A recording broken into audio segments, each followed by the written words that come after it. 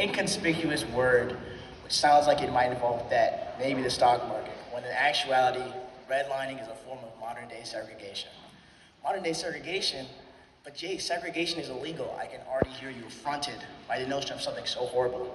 The city of good neighbors was built upon discriminatory practices targeting minorities. The ramifications of these practices, far-reaching, still affect our city to this day.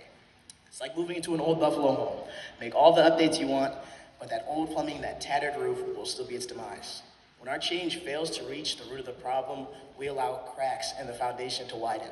Surface-level solutions don't fix deep-running problems, and they most definitely don't make them go away. The base of the home, the part most integral to its structure, must be strengthened before we can begin to build upwards. This makes sense, right? So why isn't Buffalo's segregation problem as easy to fix? Let's think about the reasons we might not want to make those big repairs to their Buffalo home. Most obvious reason would be lack of knowledge. You didn't know the damage was there. Another might be cost. Plus, depending on the extent of the damage, it might mean being without a home for a time. But being without a home for your family is an unfathomable possibility, isn't it? So think about the 64% of Black Americans in Buffalo who do not own their own home, who were denied the opportunity of home ownership for decades. In 1950, 63% of Black people in Buffalo did not own their own home. 73 later, instead of falling, that number has grown by 1%. How is it possible for such little progress to be made in such a major issue in a booming city like Buffalo? The short answer is redlining. Fortunately, the efforts of redlining are long-reaching and closer than you might imagine. In 2011, applying to pre-K, a young Black mother decided she needed to ensure her son's success. As a public school teacher herself, she was far too aware of the bias and favoritism that went into something like a school lottery.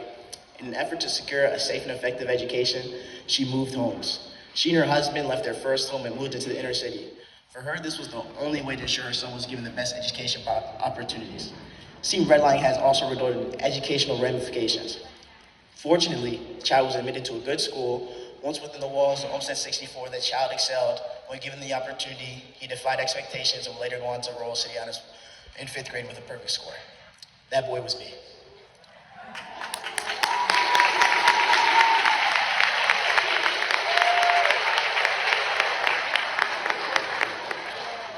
When the city was founded, redlining took roots. The roads paved and the buildings built, the government came up with a plan. What kind of plan, you may ask? The type to leave the city one of the top 10 most segregated in the entire country. Areas of the city would be sectioned off where loans would be approved and denied, mortgages having race requirements for certain people here and others there until we were separated. And it's just separated by race, redlining has contributed to our city's massive wealth gap today. A single city yet divided into pieces. Our city, our home, was built with discriminatory practices without its walls. Without paying the price and tearing up the foundation, we will never truly be one city. As we celebrate the legacy of Dr. Martin Luther King Jr., we should commit to the ideals he worked his entire life to fight for. Our celebration shouldn't just be fancy speeches and well wishes, but instead we must take this as a call to action, a cause to join together and truly work towards eradicating segregation and inequality. Thank you.